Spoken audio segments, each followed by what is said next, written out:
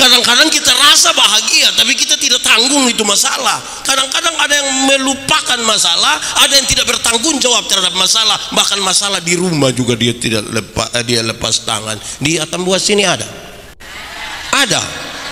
Itu yang faham apa dong, itu yang ada masalah tidak bertanggung jawab tapi bilang bahagia.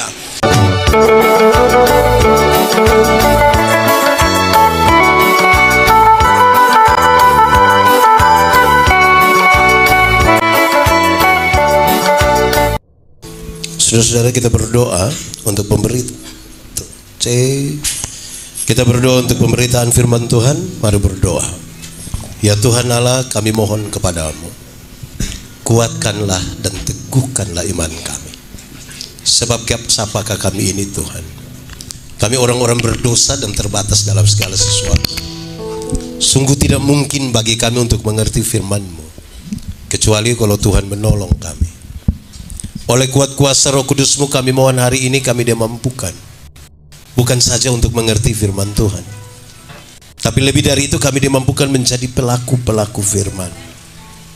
Tuhan berkati setiap hati yang sungguh disiapkan untuk firman ini. Kami mohon Tuhan jauhkan semua penggoda pencobaan. Kadang-kadang penggoda itu ada di dalam kami, juga ada di sekitar kami, supaya di dalam damai sejahtera-Mu kami belajar firman Tuhan. Terima kasih Tuhan, kami rindu pada firman-Mu. Berfirmanlah bagi kami Tuhan. Di dalam nama Yesus, firman yang hidup itu, kami berdoa. Amin. Cek. Bapak Ibu Saudara-saudara, shalom. Dalam sukacita kita di malam yang luar biasa ini, tema kita adalah keluarga yang diberkati untuk menjadi berkat. Saya pilih satu bagian yang saya kira sangat biasa kita baca. Pertama Korintus pasal 13 ayat 1 sampai ayat yang ke-7. Yang sudah dapat katakan amin. Amin betul. Belum buka juga amin, itu tipu itu. Pertama Korintus pasal 13 ayat 1 sampai ayat yang ke-7. Kasih. Sekalipun aku dapat berkata-kata dengan semua bahasa manusia dan bahasa malaikat, tetapi jika aku tidak mempunyai kasih, aku sama dengan gong yang berkumandang dan canang yang gemerincing. Sekalipun aku mempunyai karunia untuk bernubuat dan aku mengetahui segala rahasia dan memiliki seluruh pengetahuan, dan sekalipun aku memiliki iman yang sempurna untuk memindahkan gunung, tetapi jika aku tidak mempunyai kasih, aku sama sekali tidak berguna. Dan sekalipun aku membagi-bagikan segala sesuatu yang ada padaku, bahkan menyerahkan tubuhku untuk dibakar, tetapi jika aku tidak mempunyai kasih, sedikit pun tidak ada faedahnya bagiku. Kasih itu sabar, kasih itu murah hati, ia tidak cemburu, ia tidak memegahkan diri dan tidak sombong. Ia tidak melakukan yang tidak sopan dan tidak mencari keuntungan sendiri. Ia tidak pemarah dan tidak menyimpan kesalahan orang lain. Ia tidak bersukacita karena ketidakadilan, tetapi bersukacita karena kebenaran. Ia menutupi segala sesuatu, percaya segala sesuatu, mengharapkan segala sesuatu, sabar menanggung segala sesuatu. Demikian firman Tuhan. Berbahagia setiap orang yang mendengar firman, memelihara dan melakukan dalam hidup setiap hari. Shalom. Kuat sedikit, shalom. Keluarga yang diberkati supaya jadi berkat, itu pasti keluarga bahagia toh? Amin kok. Saya mau tanya, saudara bahagia? Yakin saudara bahagia? Saya tanya, saudara ada masalah? Saya lihat ini muka masalah semua. Masalah ialah kesenjangan antara harapan dan kenyataan. Sekarang saudara kasih tahu saya, bagaimana saudara ada masalah tapi saudara bahagia?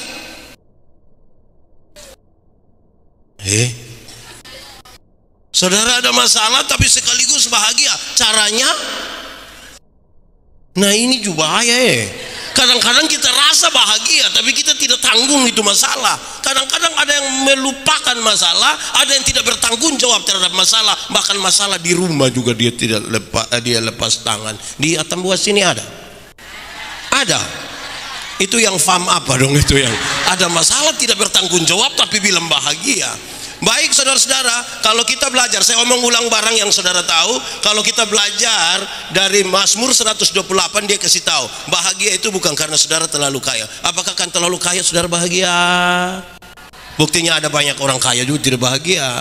Apa karena saudara terlalu cantik lantas saudara bahagia? Oh, saudara tahu itu juga. Oh, berarti bukan karena kaya, bukan karena cantik bahagia. Alkitab kasih tahu bahagia ini kalau 4 hal ini ada. 1, kalau takut Tuhan. Kalau takut Tuhan bahagia. Amin kok. Suami-suami yang takut Tuhan tidak akan tipu dia pu istri. Amin kok. Di sini ada suami yang biasa tipu istri. Ada. Dia ada duduk di sini. Nah, dia pakai baju warna. Masa kok tiap hari kena tipu bahagia? Suami yang takut Tuhan itu tidak akan pernah menampar istrinya. Amin. Ibu-ibu kalau kena tampar tiap hari bahagia. Bangun ini hari terus jam 10 kok belum terus dia bilang, "Papa, ini hari beta belum kena ini." Bahagia. Bahagia kalau begitu. Istri-istri yang takut Tuhan itu tidak akan pernah maki suaminya sekalipun dia sangat marah. Amin. Di sini ada ibu-ibu tukang pemaki. Itu ibu ada di sini. Siapa punya istri? Coba angkat tangan itu. Masa tiap hari karena maki bahagia? Saudara tidak bahagia. Tidak bahagia mau jadi berkat, tidak mungkin. Tidak mungkin itu. Anak-anak yang takut Tuhan itu dia rajin, hormat dan tunduk kepada orang tua. Amin. Anak-anak di sini takut orang tua semua. Tunduk juga. Di sini ada anak-anak yang usia belasan tahun yang tak salah sedikit dengan orang tua dia banting pintu, ada. Itu anak dong ada di sini. Saya kasih tahu kamu, anak-anak, kamu yang salah sedikit itu banting pintu karena kamu belum tahu harga pintu berapa. Kalau kamu sudah tahu harga pintu, apalagi pintu jati, kamu akan tutup dengan teratur. Oke. Kedua, saudara, rumah yang berbahagia adalah kalau makan dari jerih payah tangan sendiri. Amin kok. Orang yang makan dari jerih payah tangan sendiri itu bahagia. Kebalikannya adalah jadi yang hanya harap warisan itu tidak mungkin bahagia. Sebab yang harap warisan itu tiap hari dia pun pertanyaan hanya satu, kapan bab tua mati? Nah, kalau tiap hari hanya tanya kapan bab tua mati, lama-lama bab tua belum mati dia mati duluan. Anak-anak yang hanya harap warisan itu, saudara, pas dia pun papa mama sakit kok batok sedikit, dia langsung sampai tes sertifikat. Tidak mungkin bahagia. Tidak mungkin. Saya kasih tahu saudara, itu serius. Makan dari jerih payah tangan sendiri itu bahagia. Amin kok. Saudara tinggal di rumah fasilitas lengkap sekali, tapi kalau itu masih orang tua punya belum bahagia. Tinggal di rumah sendiri, hanya satu air ukuran 3x3, kita masuk langsung keringat di dalam. Tapi kalau itu rumah sendiri, kita tulis rumahku, istanaku, bahagia. Anak-anak, di sini tidak ada anak-anak. Ini tante-tante semua. Anak-anak, kamu pegang HP terbaru, iPhone sekalipun yang terbaru, kalau masih orang tua beli, belum bahagia. Kamu pegang Nokia 3315 yang dia pembunyi bilang tidit tidit tidit tidit, tapi kalau itu beli pakai hasil jerih payah tangan sendiri, itu orang telepon, kita buka speaker, volume kasih habis dan tidak angkat. Orang yang kakak ada telepon tuh, tinggal biar kamu tahu saya ada HP beli itu. 3, rumah yang bahagia itu kalau istrinya seperti pohon anggur yang subur di rumah. Pohon anggur itu lambang sukacita. Minuman anggur itu minuman para raja. Di pesta-pesta dong bersukacita karena itu. Kalau istri menjadi sukacita bagi suami, bahagia atau tidak? Ibu-ibu, Kalau suami berangkat terus ingat ibu-ibu dong, senang. Saya lihat ibu kayak kurang yakin. Yakin kalau suami berangkat ingat ibu-ibu dong, senang. Suami-suami, kalau istri seperti pohon anggur yang subur, suami berangkat tidur mau berangkat ke Surabaya, ke Jakarta, ke Singapura, Malaysia, Bali, biar tidur di hotel bintang 5, spray dari Sutra, sarung bantal dari Sutra, selimut dari Sutra, berbau harum sekali, tapi dia tidak lupa sarung bantal di rumah. Padahal mungkin bau ludah itu, tapi dia kan kebahagiaannya ada di rumah. Amin kok. Istrinya seperti pohon anggur yang subur. Dia pun badan mau subur kok tidak, itu soal nomor 2. Tapi kebahagiaannya ada di situ. Keempat, yang berbahagia itu adalah kalau anak-anaknya seperti tunas-tunas pohon zaitun. Pohon zaitun itu menghasilkan minyak zaitun. Dan salah satu fungsi terbaik dari minyak zaitun ialah menyembuhkan luka. Kalau anak-anak dapat menyembuhkan luka dari orang tuanya, bahagia. 1, menyembuhkan luka itu berarti kalau harapan-harapan dan cita-cita orang tua bisa dipenuhi oleh anak-anaknya, bahagia. Kedua, ini lebih harafiah. Kalau orang tua sudah lanjut usia, sudah sakit di kursi roda, di tempat tidur, dan masih ada anak yang bisa urus orang tuanya, bahagia. Sekarang saya tanya saudara, ini 4 hal sudah ada di kitab Puruma. Nah, bagaimana nanti saudara tidak bahagia tapi bagi berkat? Ini juga jadi masalah ini. Mari kita mulai satu-satu. Saya baca teks ini dengan serius untuk kita melihat bahwa efek dari takut Tuhan dan seterusnya itu harus ada dalam hidup kita, baru kita paham betul apa itu menjadi berkat. Karena kerinduan kita menurut tema ini jadi berkat. Berkat apa dulu saudara? Karena berkat itu ada 2. Satu berkat jasmani, satu berkat, itu saya sebut sebagai kesuksesan. Kesuksesan itu ada kesuksesan jasmani, kesuksesan rohani. Kesuksesan jasmani itu bisa dilihat, bisa sentuh, bisa diraba. Dulu miskin, sekarang kaya. Dulu tidak ada rumah, sekarang rumah tingkat besar. Dulu jalan kaki, sekarang naik oto, Grab. Dianggap sukses. Tapi itu bisa direkayasa, terbatas. Tapi ada kesuksesan kedua, yaitu kesuksesan spiritual. Kesuksesan spiritual ini saudara begitu penting. Kenapa? Karena di sini ada kejujuran. Dalam spiritualitas yang baik itu ada kejujuran. Di sini ada pengakuan dosa. Saudara tidak akan mengaku dosa di hadapan umum, paling yang standar. Yang spesifik saudara tidak nyatakan. Di sini. Dan saudara tahu yang ketiga, ini benteng paling terakhir, di mana orang berjumpa dengan godaan demi godaan. Mari kita jujur sekarang. Waktu, tenaga, uang, kesempatan lebih banyak kita pakai untuk kesuksesan yang tampak atau yang tidak tampak? Yang spiritual atau yang tampak? Yang tampak. Padahal semua yang tampak itu berakhir. Lalu ketika saudara sukses secara nyata yang bisa disentuh, lantas saudara mau berbagi berkat dengan itu tanpa kesuksesan spiritual. Orang berdosa pun bisa melakukan itu. Bisa. Yang tampak itu semua terbatas. Saya bicara ulang. Terbatas sekali semua yang tampak. Beredar di grup WA tuh bilang begini. Sudah umur 50 itu cantik atau tidak cantik sudah tidak penting. Karena sudah tidak bisa lagi disembunyikan di balik lipstik dan bedak. Iya toh. Ibu-ibu dong jangan percaya kalau ada yang datang bilang, "Mama, umur berapa?" Terus mama kasih tahu, "Saya umur 50." Dia sengaja kaget bilang, "Hah? 50? Macam ke 35." Jangan percaya. Jangan percaya. Masa kok 35 sama dengan 50? Nah yang 15 di mana? Waktu kita umur 30 itu yang kita punya pipi dong ini ke kinclong. 50 tuh melele, Bapak, melele. Tidak bisa. Itu kita pun ini dong ini, tidak kuat lagi, ke orang Kupang bilang kakalu gitu. Tidak bisa. Kalau kita jalan dengan kita pun teman, kita pun anak nona, terus ada yang tanya, "Mama, ini siapa?" "Ini sebuah anak perempuan yang pertama." Dia sengaja kaget bilang, "Anak perempuan? Macam ke kakak adik, jangan percaya, jangan percaya. Masa mama ke kakak adik dan dia pu anak?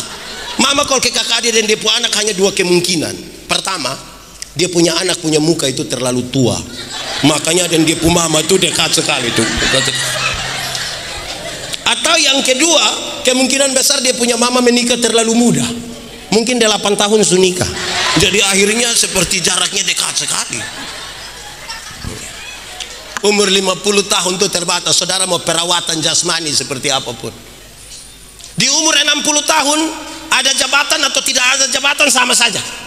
Kau su pensiun, waktu kita aktif itu yang orang datang siap laksanakan, hormat, laporan selesai, laporan dilanjutkan. Nah itu aktif bapak. Su pensiun, kok kita mau terima pensiun di kantor pos, itu anak yang baru honor 3 bulan itu dia lihat kita terjauh sebegini, baru dia bilang, tua aman kok tua. Woi, itu rasa-rasa kayak mau cek ke dia itu teman. Di usia 70 tahun, rumah besar atau rumah kecil sama saja, apalagi rumah tingkat. Kau su pakai tongkat mau naik di lantai 2 dan bagi tidak jadi bapak, tidak jadi. Selesai. Di usia 80 tahun, kalau Tuhan izinkan saudara umur panjang, kaya atau miskin pun sama saja. Kau tidak mungkin lagi beli CI 2 kilo makan sendiri. Kolesterol, asam urat, ring di jantung, gigi su tidak ada. Orang lain kunyah, kita tidak kunyah. Mall sabun. Mau bagaimana? Mau bagaimana? Kumpul cucu lari-lari, kita senang sekali toh. Terus cucu yang paling tua bilang, opa mau makan apa, kakak bagi. Opa hanya bilang, jangan. Opa bubur paling.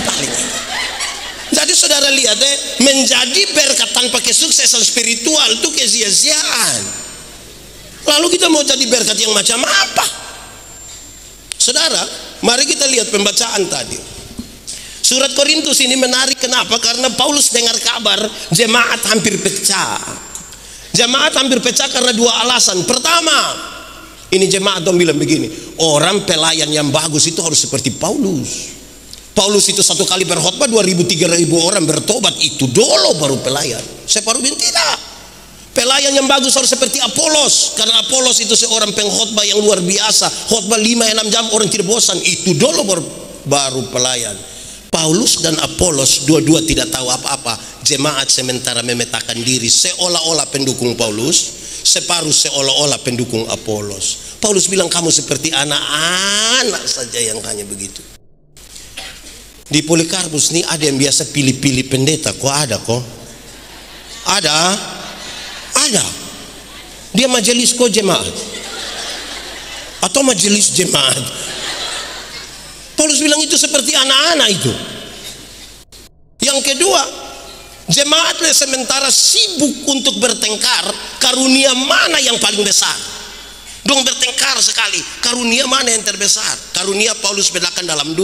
Satu karunia motivasi. Karunia motivasi itu seperti menyanyi, berkhotbah, mendampingi, mengajar, itu karunia motivasi. Yang kedua karunia manifestasi, bicara dalam bahasa roh, sembuhkan orang sakit, menerjemahkan bahasa roh.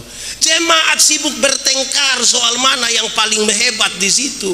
Paulus bilang, kalau kamu tiap hari sibuk membanding-bandingkan karunia mana yang paling besar, kapan jadi berkat? Kapan? Lalu Paulus bilang, kamu seperti anak yang baru lahir ini, hidup hanya banding-banding. Paulus bilang, hei kamu dengar, aku akan memberitahukan kepada kamu karunia yang paling utama. Dan dia sampaikan sekarang dalam pembacaan tadi, karunia paling utama itu apa? Apa? Kuat sedikit, lebih kuat. 3 ayat yang pertama menjelaskan dengan sangat baik. Hei, kamu punya karunia, kamu tahu semua bahasa manusia sekalipun bahasa malaikat kamu tahu semua. Tapi kalau kasih tidak ada pada kamu, kamu hanya seperti gong yang berbunyi, tidak ada arti. Jangan bicara berkat di situ, tidak ada arti. Kalau kasih tidak ada. Kenapa lihat saya? Ayat yang kedua dia kasih tahu, sekalipun kamu bisa bernubuat, kamu punya pengetahuan yang luar biasa, kamu punya iman yang sempurna, dapat memindahkan gunung ke laut, sujago itu. Tapi kalau kasih tidak ada, kamu tidak ada gunanya.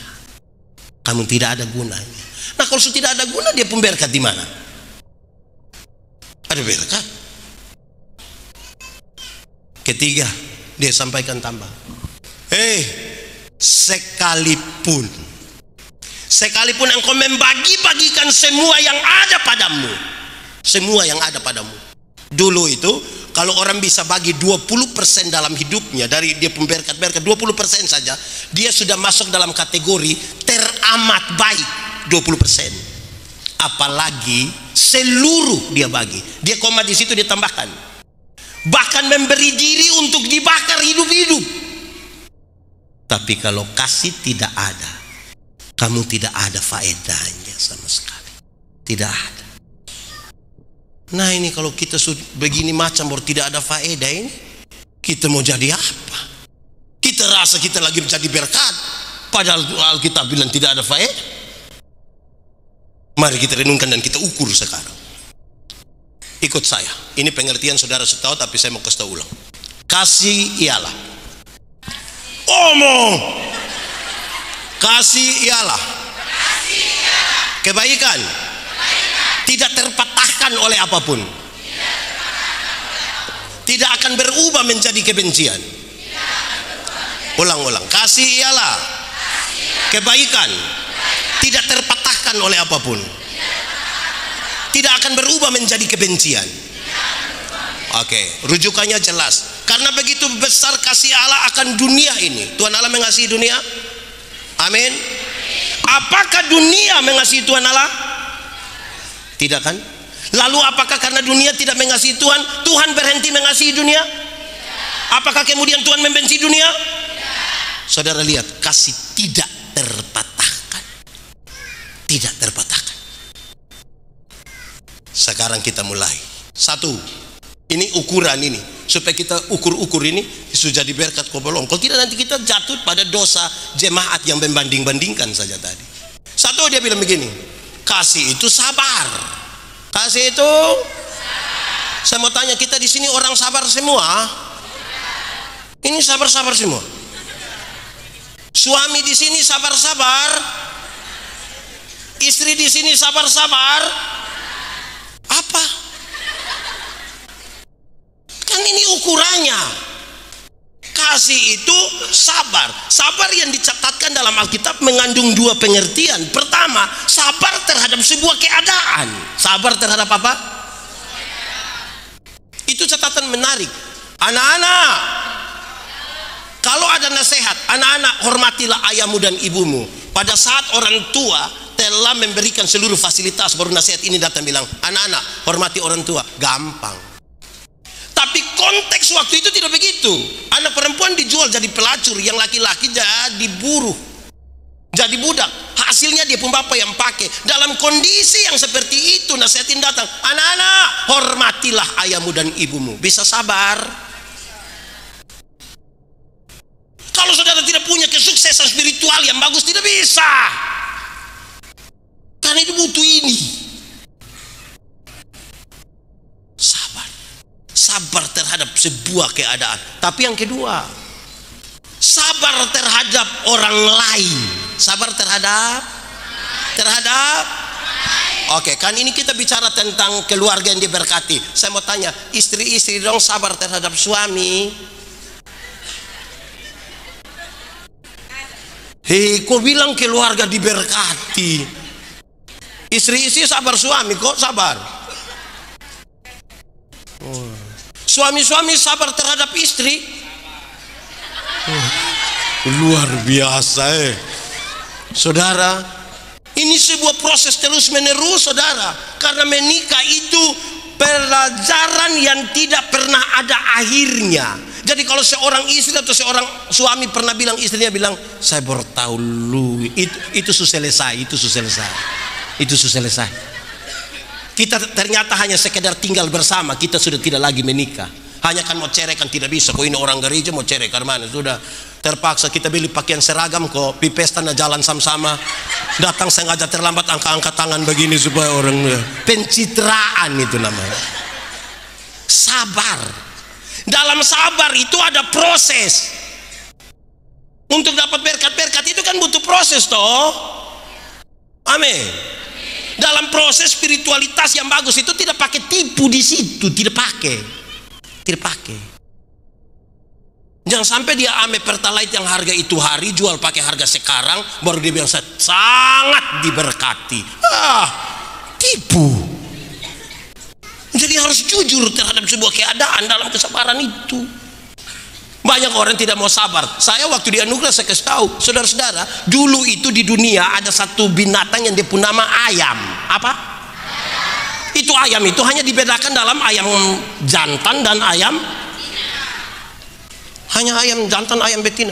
Tiba-tiba muncul ayam potong. Tiba-tiba muncul ayam. Akhirnya itu ayam yang tadinya hanya ayam, sekarang dia jadi ayam kampung. Karena sudah ada ayam. Akhirnya bikin kita yang pusing. Apakah ini ayam kampung yang dipotong atau ayam potong yang di kampung? Kita juga pusing sekali. Apa bedanya? Apa bedanya? Saya mau tanya saudara. Ada yang ada ayam kampung di rumah? Betul-betul ada? Memang ada? Bagi dong.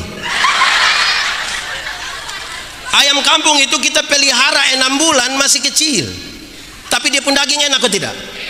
Kalau dijual mahal atau tidak? Kalau dia betina bertelur atau tidak? Ya karena dia tahu proses, bersabar, bertahan. Tapi coba lihat ayam, tahu juga. Itu ayam potong itu kita baru pelihara 1 bulan saja di mata sebesar begini. Itu kalau lihat pakai kaca pembesar. Kalau lihat langsung tuh dia kecil begini. Tapi itu ayam, ibu-ibu pulang dari pasar ikat salah di motor, dia kaki patah.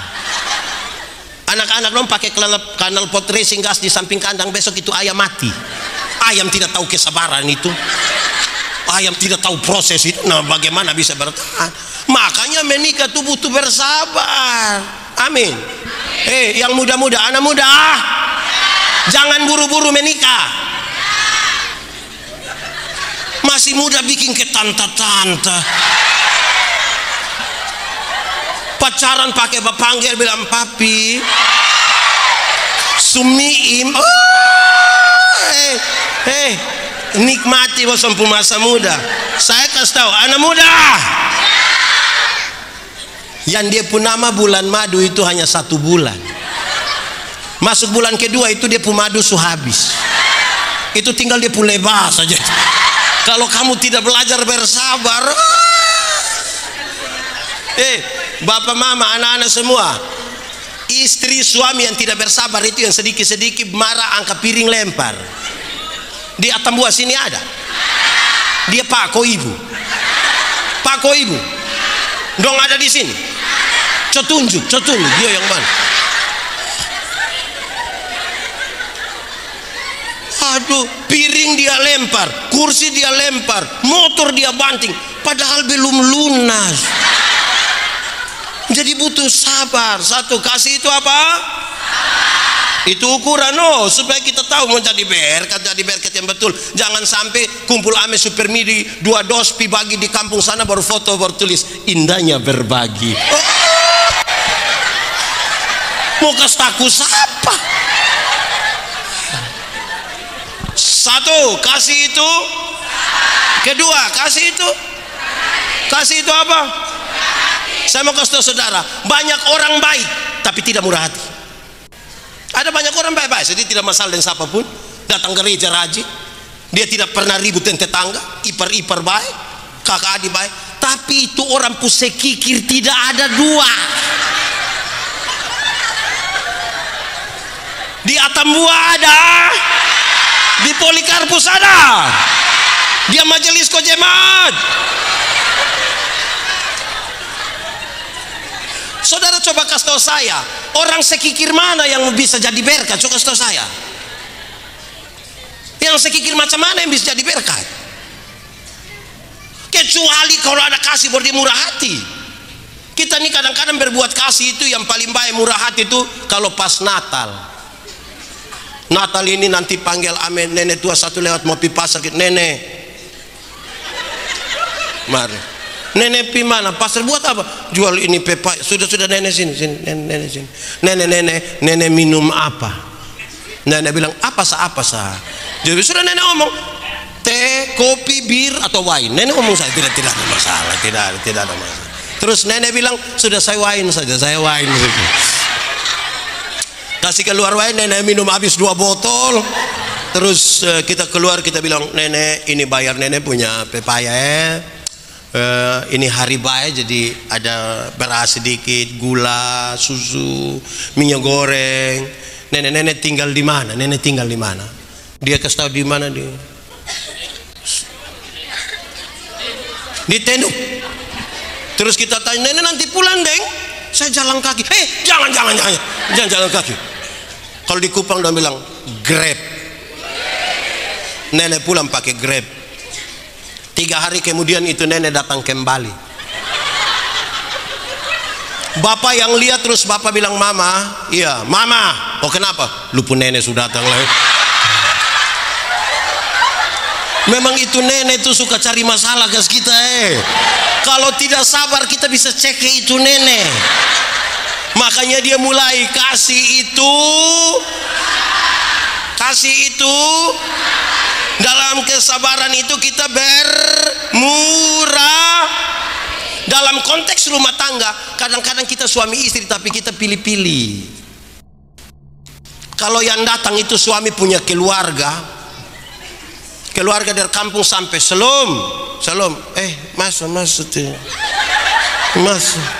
duduk teh, sudah 2 jam begitu baru dia keluar ambil marungga, baru dia rebus, dia bilang sudah teh ini makanan sehat. Itu kalau suami punya. Tapi kalau dia punya keluarga yang datang baru Selom di muka pintu itu ayam langsung menderita di belakang. Nah, di Atambua ini ada begitu kok tidak? Itu di keluarga yang mana dong? Itu yang fama apa dong? Itu yang pilih-pilih sekali. Kalau kumpul keluarga dia punya keluarga itu dia punya semangat itu. Tapi kalau di kita punya itu dia sudah papi sapi. Kasta bilang mama kenapa kok?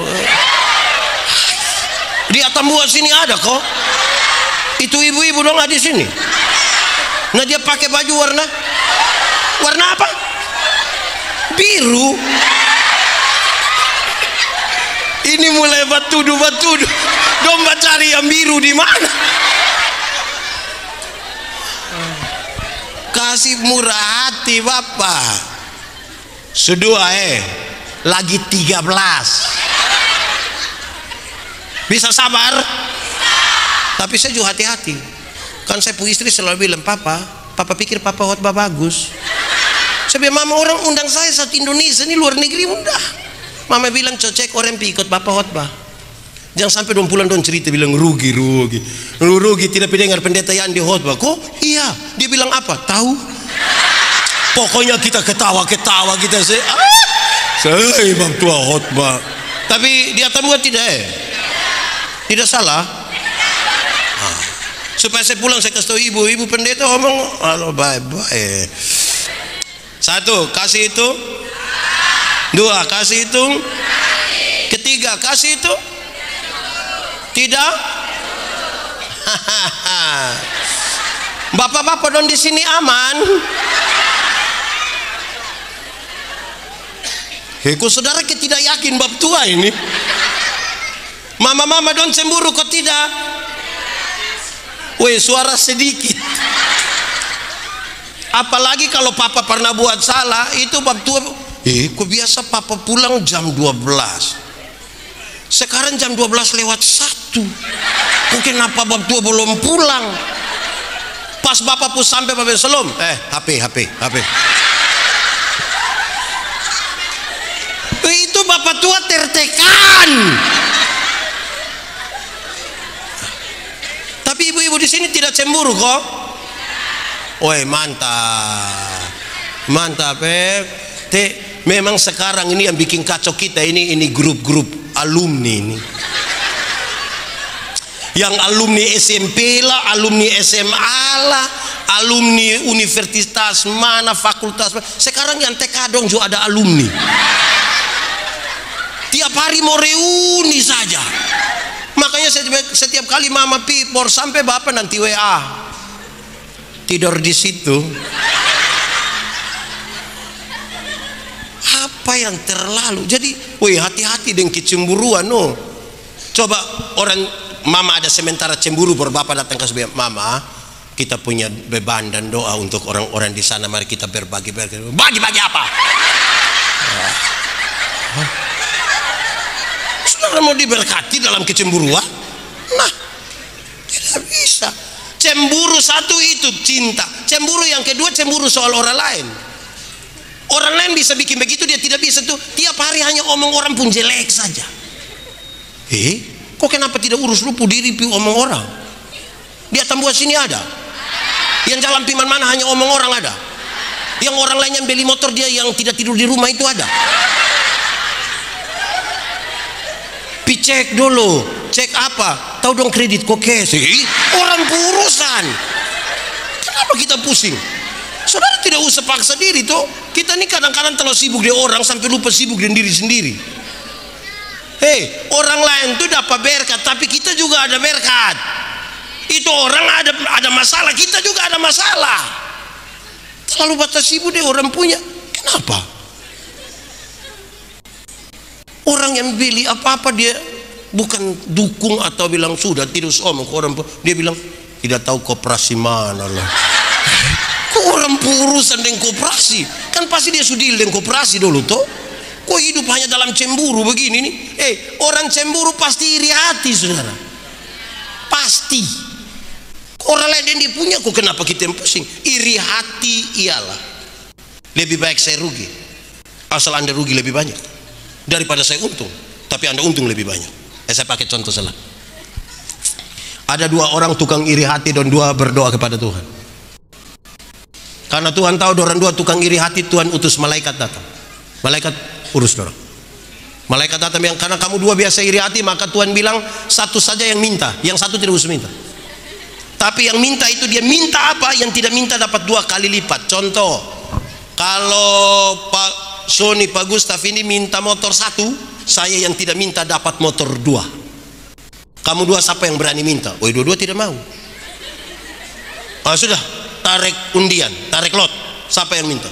Ternyata saya yang minta. Saya pikiran, kalau saya minta kaya, Pak Sony lebih kaya. Akhirnya saya pikir-pikir, sudah Tuhan, kasih saya mata buta 1.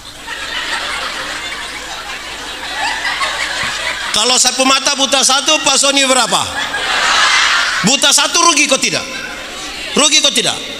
Tidak rugi. Cuma saya kasih. Buta 1 rugi kok tidak? Tapi lebih senang lihat orang buta. Itu iri hati. Kita tak cek kok kita rugi, mau kok dia ada baik-baik. Sama kayak kita pulang dari sini jalan kaki, ada orang bawa motor lari dari kita, kita kaget, dia lewat 20 meter dia jatuh, bruk. Kita bilang apa? Mampus. Picek begini teh kita pun bapak yang jatuh. Senang sekali lihat orang susah dan susah sekali lihat orang. Di Atambua sini ada. Dia laki-laki kok perempuan.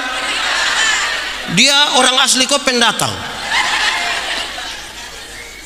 Orang iri hati itu kalau don tinggal sama-sama saudara, badekat. Bate tangga, apalagi don di asrama atau di kos-kosan. Sebelah tumis sayur, dia kasih panas minyak, taruh bawang kan bunyi. Itu di sebelah itu tidak mau kalah, dia bilang anak-anak kasih panas minyak, kasih. Minyak panas, anak-anak kasih tahu, mama bawang tidak ada. Sudah terakhir mampu, sudah lu percik-percik air itu tidak apa-apa, yang penting dia bunyi begini. Nah kalau hidup dalam kecemburuan model begini, mau selamat, mau jadi berkat. 3. 1, kasih itu. 2, kasih itu. 3, kasih itu. 4, kasih itu. Apa? Kasih itu apa? Oke, kasih itu jangan tambah deh sombong, itu lain-lain. Mau cepat-cepat. Kasih itu tidak memegahkan diri.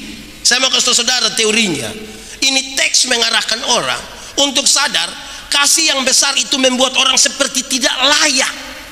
Dia merasa tidak layak.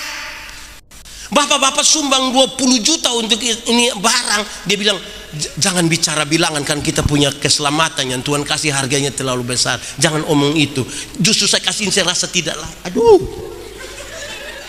Tapi hati-hati, itu tipis dan kesombongan juga. Hati-hati supaya jangan sampai kita memberi dalam kesombongan. Tadi bukan sombong, apa lagi? Memegahkan diri. Barang siapa mau mengikut aku, menyangkal dirinya, memikul salibnya, mengikut aku. Saya tidak omong yang dua pertama, menyangkal diri. Dia bilang, bukan saya, tapi Tuhan. Siapa yang bangun ini gedung Polikarpus ini? Dia bilang, maaf, bukan saya, tapi Tuhan. Padahal dia yang kasih semua. Bukan saya Tuhan. Bayangkan kalau kita tanya, Bapak siapa yang bangun Polikarpus? Dia bilang, bukan saya. Coba cek, cek, bosan periksa itu hari kalau bukan ini makan puji semua gitu. Di atas buah sini ada yang begitu, ada kosan deh, mana baik sudah. Kasih itu tidak memegahkan diri, tapi dia menempatkan diri tidak layak untuk itu, tidak layak. Saya siapa ini? Saya siapa ini?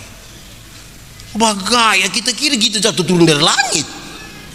Kita bukan siapa-siapa. Seberapa? Berarti lebar apa? 11. Tidak apa-apa. 1 tahun data hotspot kali di sini. Oke, 4. 1 kasih itu, 2 kasih itu, 3 kasih itu, 4 kasih itu, 5 kasih itu. Tidak sombong. Orang sombong itu saudara-saudara, dia memberi bukan karena Tuhan, dia memberi karena dia pun diri. Kasih barang 250 untuk pembangunan, satu barang dia suruh baca di mimbar kecil. Terima kasih kepada keluarga Manobe yang telah menyumbangkan 250.000 rupiah untuk pembangunan. Juga keluarga Manobe bangun, kau bilang terima kasih, terima kasih. Hai, apa yang terlalu? Tambah gaya. Orang sombong itu sulit hidup dalam persekutuan karena dia cenderung cerita tinggi. Saya punya cerita satu yang saudara sudah saya cerita ulang. Ada 3 orang yang dong sombong tukang cerita tinggi tapi sama-sama tukang pancing ikan.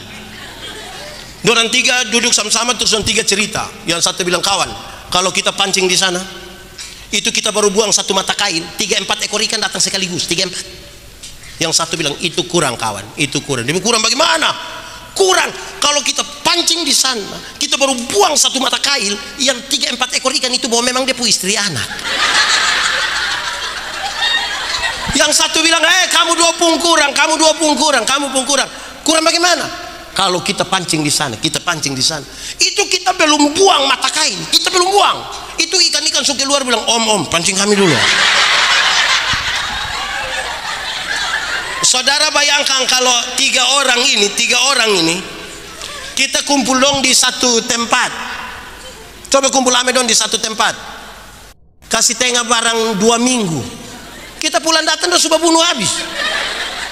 Ya sombongan yang ada. Ambil pisang 1 tambah 50. Kalau dari hati yang tidak sombong tidak soal saya bicara tentang kesombongan 1 juta tidak mau kalah, papa tambah 100. Itu satu bilang tambah 1000. Berarti 101 toh. Dia puisi tambah mau kalah bapak tambah. Akhirnya kelihatan memberi toh dari kesombongan. Dari kesombongan. Jadi pastikan bahwa kita tidak hidup sebagai orang fasik. Kita mau hidup betul-betul berakar di dalam kasih. Kasih ialah kebaikan tidak terpatahkan oleh apapun dan tidak akan pernah berubah menjadi kebencian. Itu yang kita mau nyatakan. Karena Tuhan ajar kita begitu. Ya, supaya jangan ada orang yang begini, Pak Soni, saya terlalu hormat Pak, tapi setelah saya tahu Pak sifat asli begini, maaf. Itu bukan kasih, egois. Kalau kamu hanya bisa mengisi orang yang berbuat baik kepadamu, apakah jasamu? Karena orang berdosa pun melakukan hal yang sama. Supaya kita periksa kita pun diri, jangan sampai kita pikir kita betul. Firman Tuhan itu terlalu baik untuk menolong kita berefleksi. Tidak akan ada orang selesai dengan firman. Tidak akan, kan tiap-tiap hari kita diajar. 5. 1 tadi kasih itu, kasih itu, kasih itu, kasih itu. 5 kasih itu. 6 kasih itu. Apa?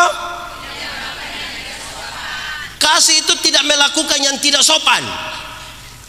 Anak-anak ini harus belajar menghargai orang tua. Sekarang kita pun pergumulan dalam keluarga itu kata ini terima kasih, maaf, tolong, permisi. Ini anak dulu dari orang tua pangku kaki bertaruh headset dia sama kayak lari di rumah sakit itu. Selang info masih melekat di sini dulu. Lakukan sopan. Oh, dia orang tua tahu kita siapa. Mau pintar karena manapun dia tahu dia siapa. Jangan sampai kita pikir kita sudah lalu. Jangan. Kasih tidak melakukan yang tidak sopan. Suami kasih tahu istri dong, mama pakai pakaian sopan. Pakaian pi gereja dan pakaian pi pasar beda. Kasih tahu. Mau kasih takut siapa yang kita pembetis dong. Pakai pakaian baik-baik. Mama kalau pakai telur mini, bapak kasih tahu, mama ganti. Papa tidak suka memakai begitu. Itu besok mama sengaja pakai ulang biar bapak togor mama. Begitu, mantap. Saya pun video satu beredar luas ketika saya berbicara tentang pakai pakaian sopan-sopan datang gereja. Saya tanya, boleh pakai pakaian mini-mini datang ke gereja? Kok tidak? Dia bilang boleh. Kenapa boleh? Karena Tuhan melihat hati, bukan melihat pakaian. Saya bilang iya. Tuhan melihat hati, tidak lihat pakaian. Tapi saya pendeta ini lihat pakaian, bukan lihat hati. Nah, lu kira lu sendiri dengan Tuhan atau mau pi Tuhan sekarang? Saudara dong pakai begitu di situ, itu kita yang di muka kita pikiran. Kita lihat justru salah, tidak lihat.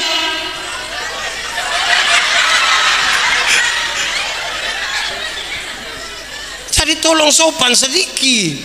Nah, kira-kira saudara bayangkan kita pergumulan ini banyak.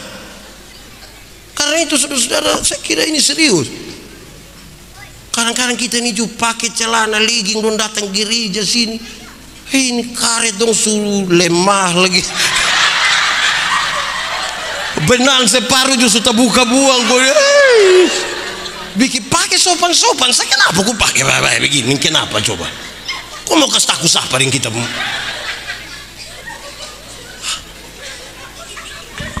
Kayak apa kok? Mau mode-mode di situ, mau tahu kita di mana? Kalau tidak kita ini asal-asal sah. Pikir betul. Seriusin saudara, kan pergumulan kita di situ. Berkat dan menjadi berkat itu satu paket. Dia jangan satu paket. Supaya kita yang membawa berkat itu bawa kesejukan juga. Bukan karena kita saja. Kasih tidak melakukan itu, tidak sopan. Amin kok? Itu sebar apa? Oke, 1 apa? 2 kasih itu? 3 kasih itu? 4 kasih itu? 5 kasih itu? 6 kasih itu? 7 kasih itu? Kasih itu tidak mencari keuntungan sendiri. Tidak mencari keuntungan sendiri. Saudara-saudara, saya urus banyak sekali urusan di mana orang-orang itu seolah-olah melakukan kasih tapi mencari keuntungan. Datang ke foto amin anak dong yang kemomos hidung dong begini, pi foto dapat 100 juta 50 terus 50 di dia. Nah, kasih apa? Dia jangan cari keuntungan. Jangan sampai kita bikin proyek di dalam yang kita sebut sebagai kasih dan menjadi berkat. Karena ketika Tuhan mengasihi kita itu, dia betul-betul total. Bahwa nanti kalau kemudian kita dapat sesuatu dari situ soal lain. Tapi jangan bikin sebuah proses sengaja supaya kita menarik keuntungan sebesar-besarnya di situ. Kasih tidak mencari keuntungan sendiri. Tidak. Supaya kita berbagi itu berbagi dari hati yang tulus. Berbagi betul dari hati yang tulus. Godaan ini besar, saudara. Bukan main-main. Kalau uang masih kecil gampang, Bapak. Uang mulai besarin kita juga pikiran juga. Dunia sekarang, semua mahal habis. Kita pun banyak barang ini mahal.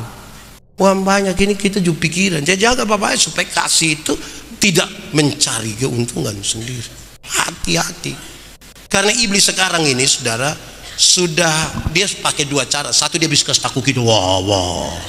Tapi yang kedua, dia dengan proses yang lebih mantap, dia goda kita dengan hal-hal yang tadi itu, uang segala macam. Jadi jaga Bapak supaya kalau mau jadi berkat, diberkati itu ya begitu sudah. Tidak mencari keuntungan di situ. Kalau tidak, dia pun nama proyek. Seberapa? Berarti lai berapa? Woi, matematika berat ini. Oke, 1 kasih itu, 2 kasih itu, 3 kasih itu, 4 kasih itu, 5, 6, 7, 8. Apa? Nah, itu. Saya mau tanya saudara, marah boleh kok tidak? Marah boleh kok tidak? Boleh, koma, tapi marah itu proporsional. Ayub itu luka-luka dari ujung kaki sampai ujung kepala. Dia punya istri datang bilang dia, kalau kita baca Ayub 2 ayat 9-10, Papa masih percaya kepada Tuhan, kutukilah dia dan matilah. Ayub bilang dia punya istri begini, engkau bicara seperti perempuan gila. Apa yang kau mau terima yang baik dari Tuhan? Yang tidak baik yang kau tidak mau terima. Tapi ayat 10 tutup dengan kalimat ini, dalam kesemuanya itu Ayub tidak berbuat dosa dengan mulut. Dia marah dia punya istri, tapi dia marah proporsional. Dia tahu dia punya istri punya sifat yang hanya mau terima yang baik itu, dia tidak suka. Dia kasih tahu dia punya jangan begitu. Jangan marah dia pun badan. Kita ini tidak bisa mengelola perbedaan. Kita berbeda pendapat sedikit, tersinggung. Tersinggung itu pasti satu kata akan keluar, parsetan. Persetan. Pernah dengar itu kata persetan? Atau sendiri omong? Persetan itu terdiri dari 2 suku kata. Par yang artinya teman baik, teman akrab, bestie. Par. Dan setan yang artinya setan, nitu, wango. Dari parsetan berarti bakawan deng. Makanya lebih baik par Tuhan. Saudara, saya mau kasih saudara gini, kadang-kadang kita marah ini tidak proporsional. Untuk menegur kesalahanmu aku tidak harus menjadi musuhmu, kata firman. Jadi kalau saya lihat saya pun teman satu pemalas, saya bilang kakak, kita dua bakawan, saya kasih tahu kakak pemalas, saya tidak suka. Jangan sampai yang pemalas itu datang juga dia bilang selom, bapak bilang, saya tidak suka lu lihat lupi mana kok. Saya paling lihat orang pemalas. Itu marah dia pu badan. Ya tuh, kadang-kadang kita bawa dia pu suku. Yang pemalas itu datang dia bilang selom, bapak, orang mana?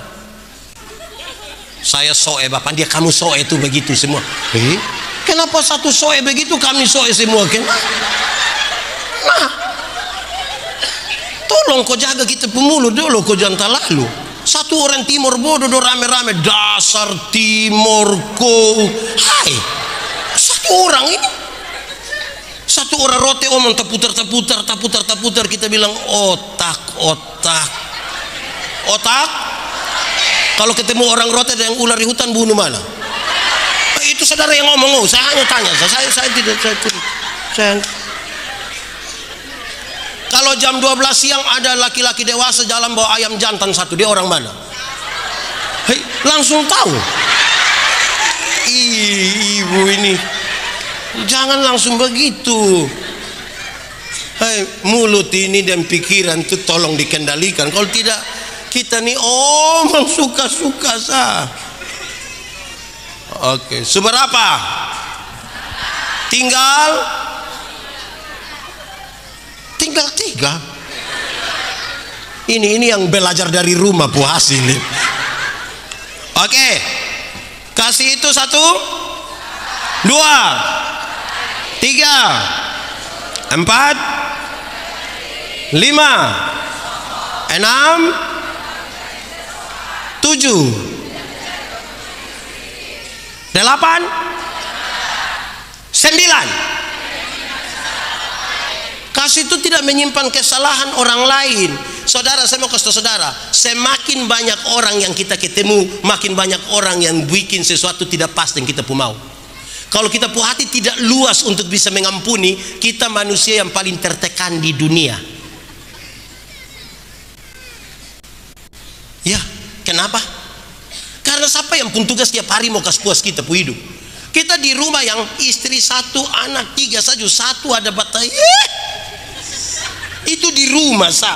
Apalagi keluar datang di RT, RW, jemaat. Siapa yang tiap hari mau kasih puas kita? Coba kasih saya. Saudara, ibu-ibu orang Yahudi itu malam kalau mau tidur sambil pukul rompuana pempadam yang begini, ke dalam tanganmu kuserahkan nyawaku. Dia mau kasih tahu ya, ini yang disempurnakan oleh Tuhan Yesus ketika dia di Kalvari. Saudara tidak boleh tidur dengan amarah di hati. Selesaikan semua bertidur. Jangan bawa amarahmu sampai selesaikan dulu baru tidur. Karena siapa tahu matahari pagi terbit kita tidak ada lain. Ini matahari sudah terbenam berulang-ulang tetap marah. Di Atambua ada begitu? Kakak adik ada? Antar majelis? Ada juga. Tapi saudara mau jadi berkat. Nah, selesaikan. Malam waktu tidur, saya mau kasih saudara, malam waktu tidur, ini yang belum nikah jangan renungkan ya. Yang belum nikah tidak boleh renungkan. Kamu anggap lalu susu. Malam waktu tidur suami akan menyentuh istrinya, istri akan menyentuh suaminya dalam hubungan yang Tuhan Allah berkati. Sekarang coba kasih tahu saya, bagaimana suami istri bisa menikmati hubungan suami istri yang Tuhan berkati itu tanpa pengampunan? Coba kasih tahu saya.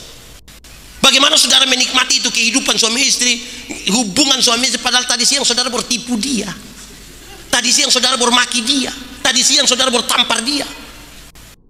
Menikmati.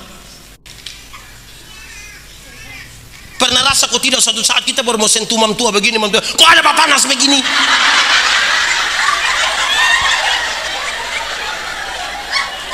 Hei, Bapanas itu Atambua dari dulu Bapanas. Atau Atambua dingin sekali dulu? Dari dulu sudah panas. Itu bukan Atambua yang panas, membuat hati yang panas. Tanpa pengampunan bisa. Sekarang kita bicara pengampunan supaya kita mengerti kasih itu. Kalau saudara mau jadi berkat, kan saudara kalau jengkel orang kasih dia. Coba kasih saya. Ada jengkel mama mantu napi kirim kasih dia paras. Nah, pengampunan itu bukan berusaha melupakan masalah. Makin sakit hati makin tidak bisa lupa. Pengampunan itu pembebasan diri, membebaskan kita pun diri, menyambut itu orang, menyambut dia pun kesalahan sambil siap besok dia bikin kesalahan baru. Itu pengampunan namanya. Pengampunan itu satu paket dengan pendamaian. Pengampunan satu paket dengan, saya mau kasih tahu saudara, ada banyak orang mau mengampuni tapi tidak mau berdamai.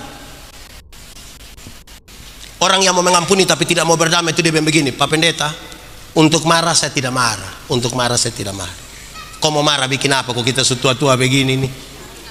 Dia mau datang juga silakan, tapi untuk saya pi maaf, biar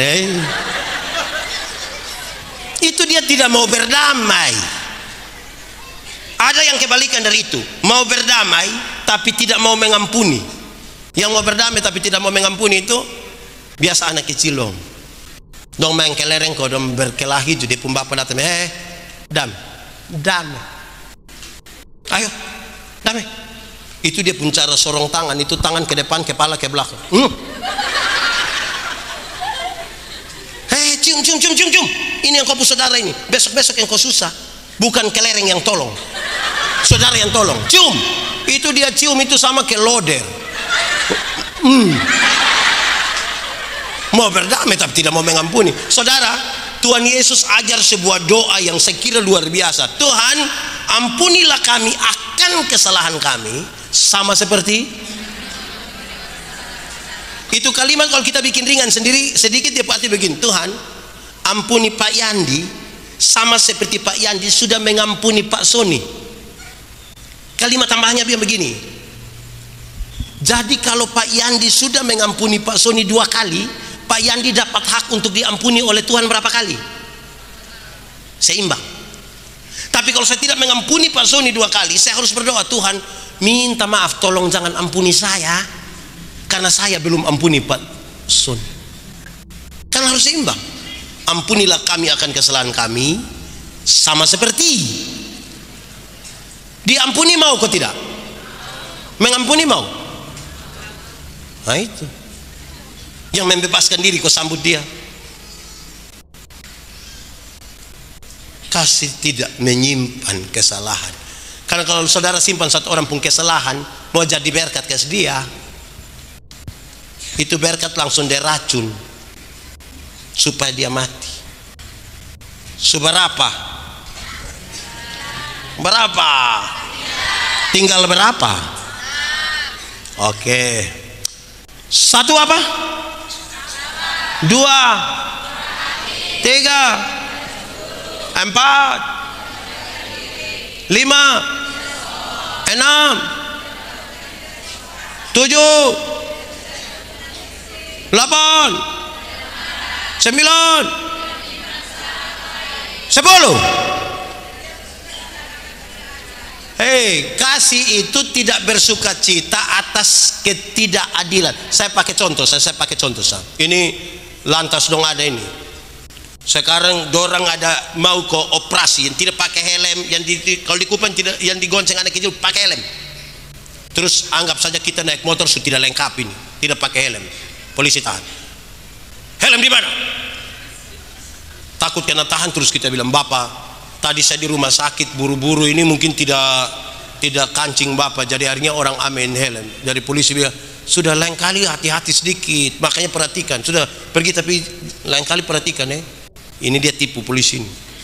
Sampai ketemu dia pun teman dong, dia cerita dia begini, oi kawan, tadi sebenarnya saya kena tilang kawan, tapi saya tipu kawan. So bikin salah bangga ini. Terus ada teman bilang, aduh tapi saya tadi kena tilang. Iya kalau bodoh nah. So melakukan kesalahan bangga lah. Dia tambah ada yang begitu. Siapa puana itu yang so melakukan yang tidak adil bangga. Pura-pura bikin kebaik-baik, pura-pura ketersolimi, tapi dia ada menyakiti ini. Terus dia merasa itu bagian yang baik sekali. Itu kasih. Tadi suka tahu kalau kasih tidak menyimpan kesalahan, pi om bapak dan dia kasih dia baik. Kasih. Nah kok tiba-tiba dia menjadi sangat bersukacita di atas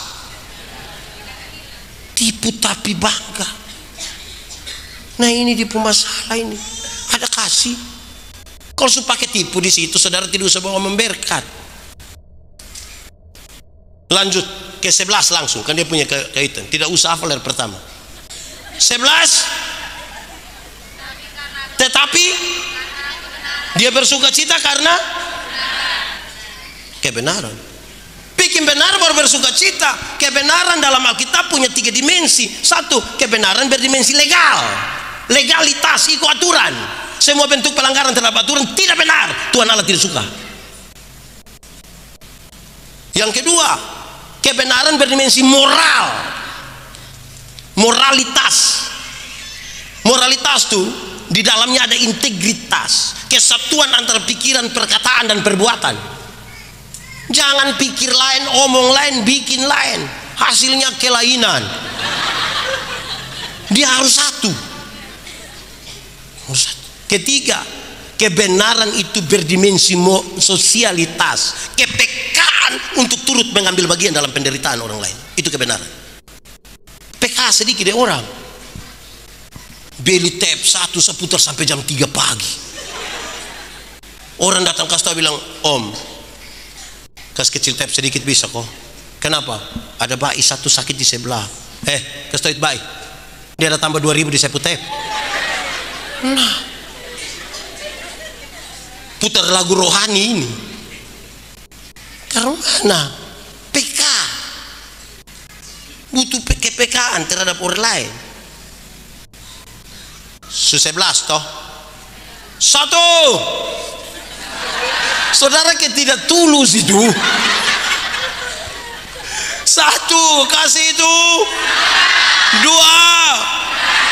3, 4, 5, 6, 7, 8, 9, 10, 11. Nah, 12.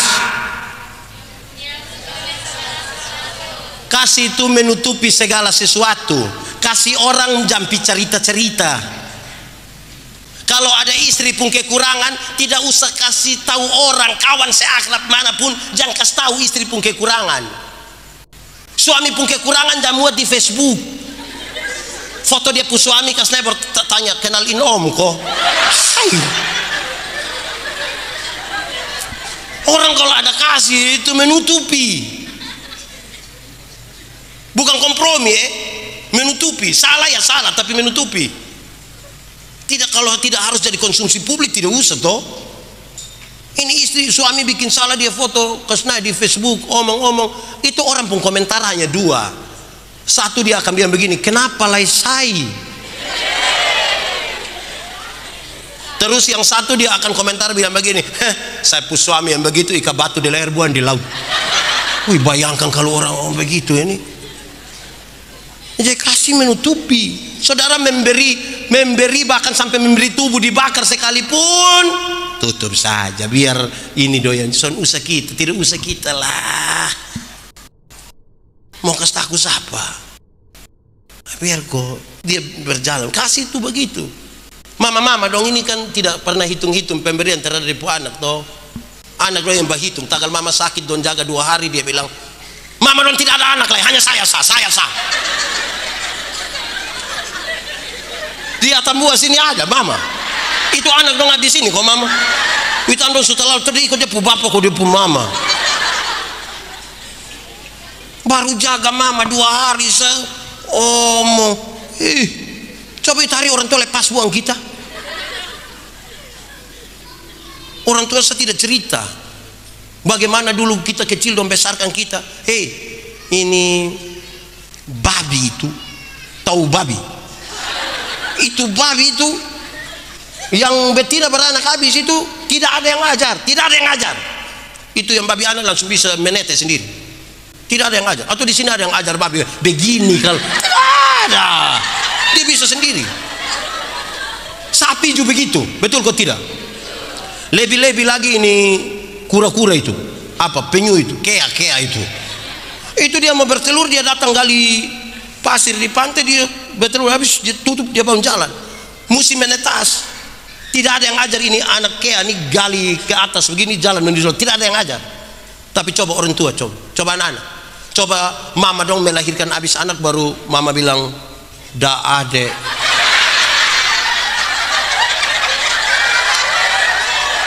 Mama PTKW dulu, itu datang kamu sumati habis semua. Dong tidak omong dong pun capek, tapi kamu baru jaga 2 hari, gaya seolah-olah berjasa.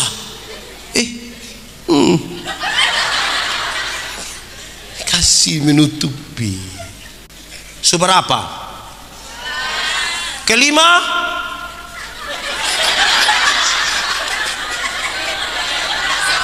Apa? Pertama? 7? Iya toh. 7? 11? Apa? Bersukacita karena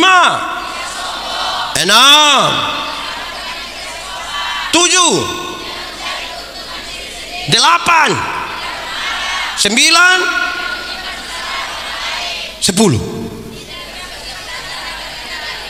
11, 12, 13, 14, 15. Sabar menanggung. Dalam proses untuk mendapatkan berkat dan menjadi berkat itu pun tantangan tidak sedikit. Kita mulai hal-hal kecil kita perhadapkan panitia dalam gereja diperhadapkan 100 orang yang kerja 15. Pas mau foto baru 100 datang. Wih, kalau kita tidak sabar menanggung itu, kita bilang semua sulari Pak, tinggal saya. Sabar sudah, memang begitu sudah. Sabar.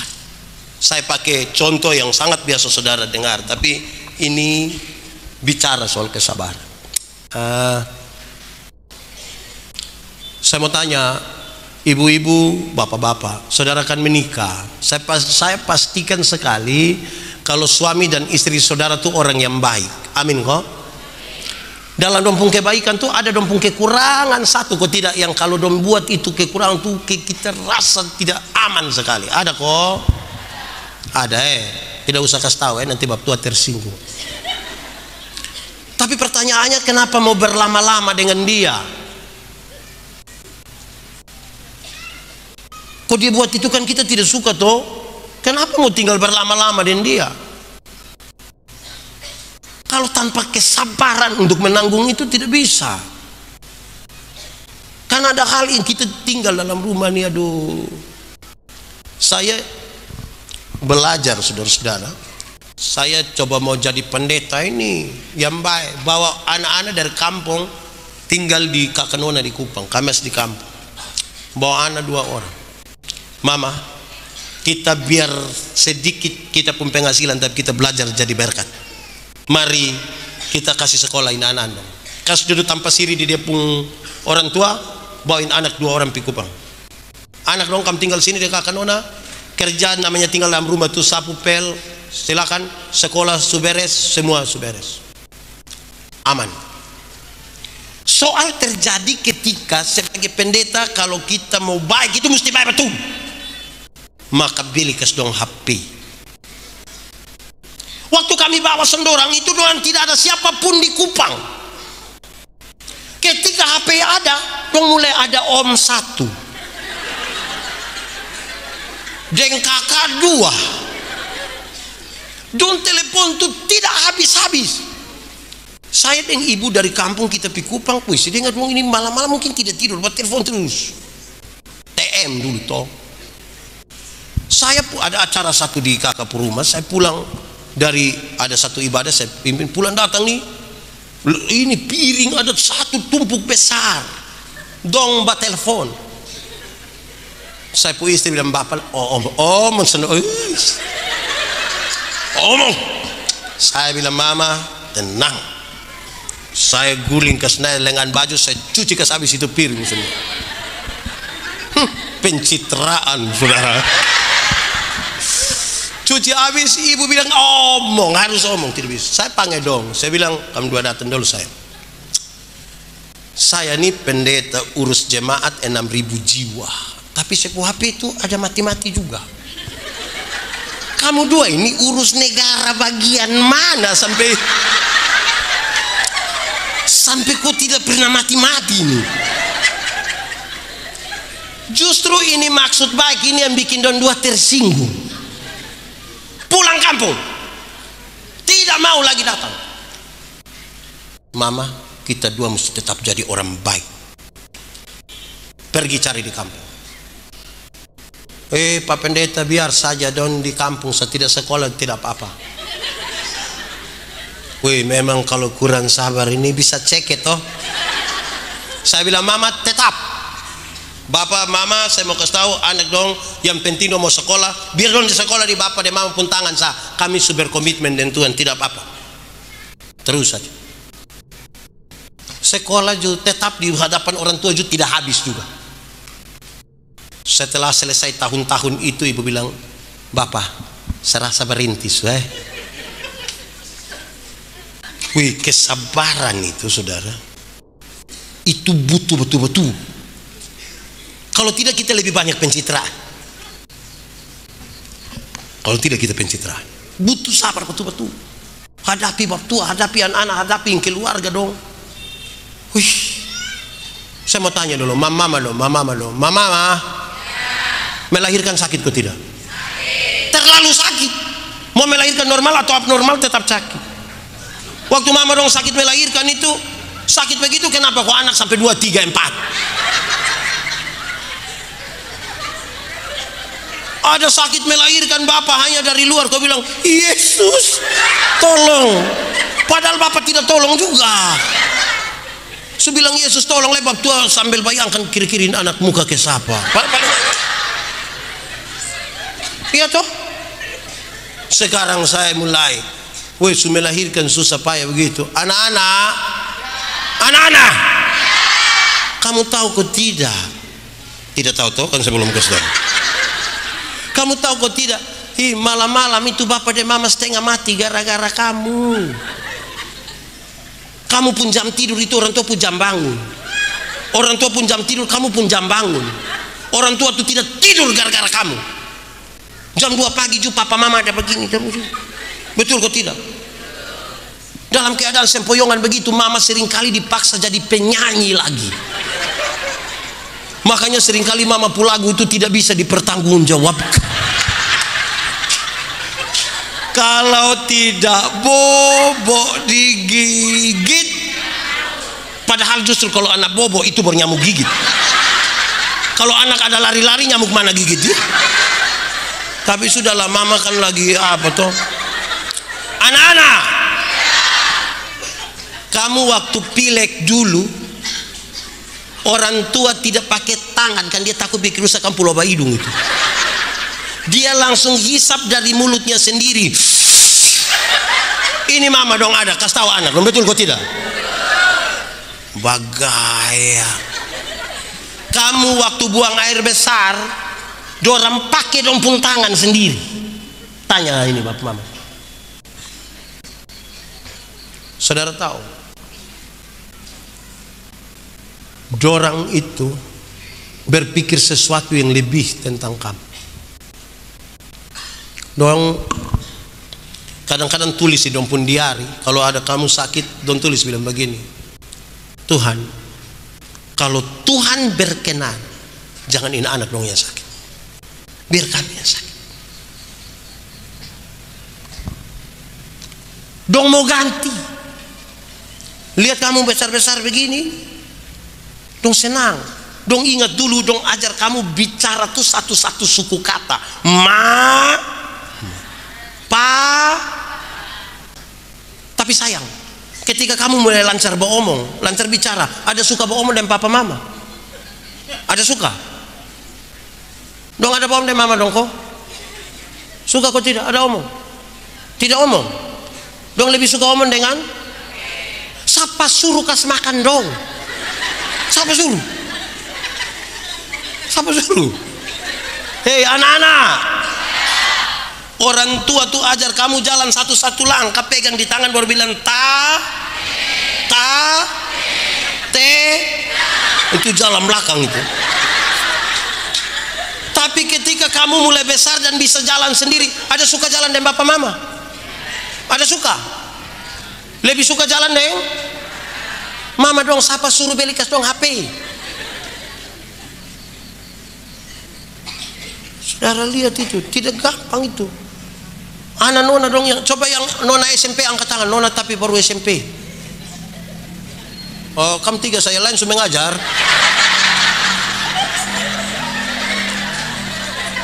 Ini anak SMP dong, ini dong nona-nona, dong pun bapak tuh percaya diri dan bangga dong pun anak sudah pakai putih biru, mau peluk dong di muka dong pun teman dong, ini bapak boleh percaya diri peluk begini, dia pun anak hanya main bahu sah.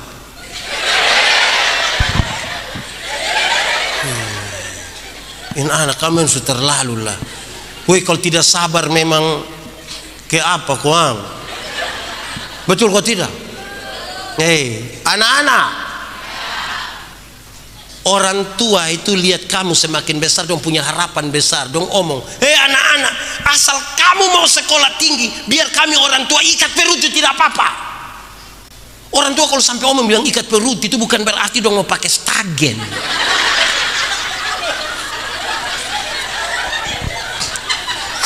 Tapi dorang utang. Anak-anak, kamu ada pegang HP?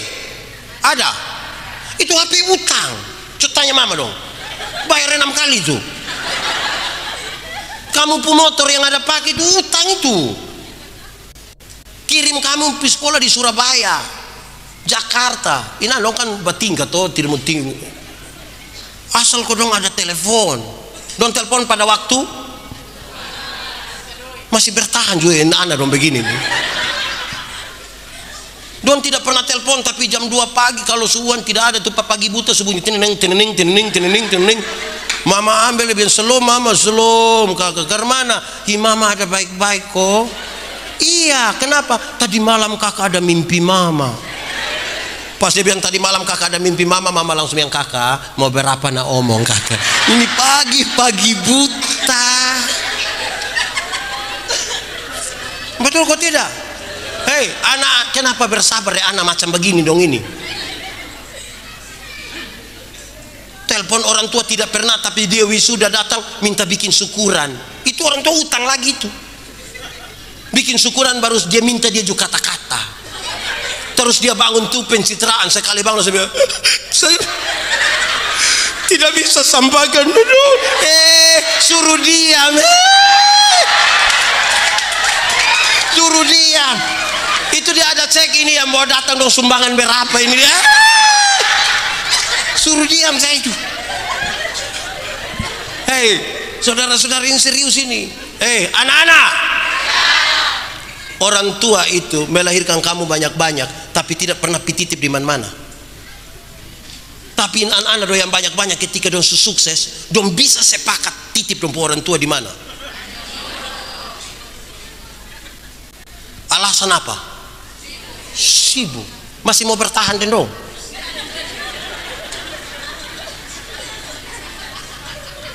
Hei yang mau titip orang tua atau setitip saya kasih tahu pikas keluar sudah, batalkan sudah. Karena ini hari kita titip dorang, besok-besok kita pun anak dong titip kembali kita. Hidup ini hanya bertukar siapa titip siapa. Hei jangan coba. Hei orang tua itu melahirkan kamu banyak-banyak Dorang sakit pun kadang-kadang dong belum makan, tapi yang penting kamu makan duluan. Amin kok. Itu bukan hal yang gampang.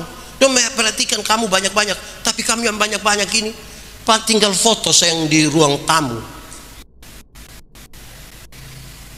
Pendeta datang kotanya, ini siapa?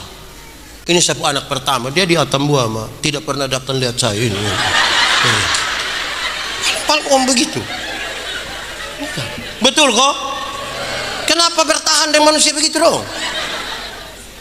Kalau tanpa kasih tidak bisa saudara. Lanjut lagi saudara. Anak-anak, orang tua itu urus kamu setengah mati, bahkan dengan harapan yang besar. Sekarang saya mau tanya, kakak dong berapa bersaudara?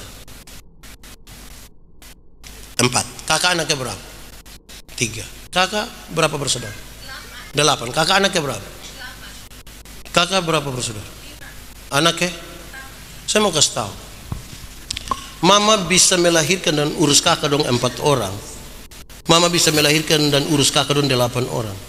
Mama bisa melahirkan dan urus kakak dong 5 orang. Tapi ketika kakak dong semua sukses, saya tidak terlalu yakin kalau kamu 8 bisa urus mama yang hanya 1. Dong rindu sebenarnya, tapi kita selalu punya alasan untuk tidak datang ke dorang. Kita selalu punya alasan.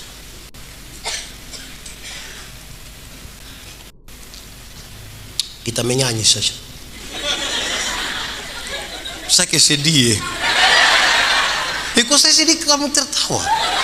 Kita menyanyi ini lagu dunia tidak apa-apa. Kita menyanyi KPI tidak apa-apa, saya bertanggung jawab. Kasih ibu tak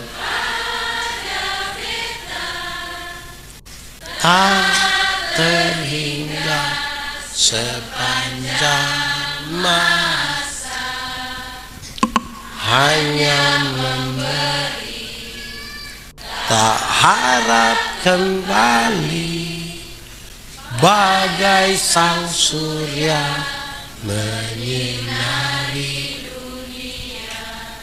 Coba kita ulang menyanyi ini lagu sambil bayangkan anak mantu dompu muka.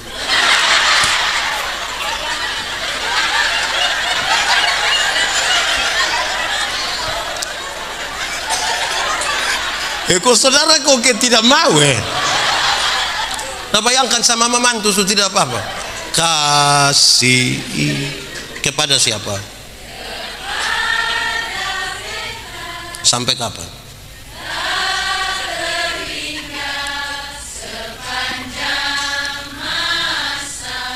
Hanya apa? Hanya memberi. Harap kembali kok tidak? Harap kembali. Seperti apa?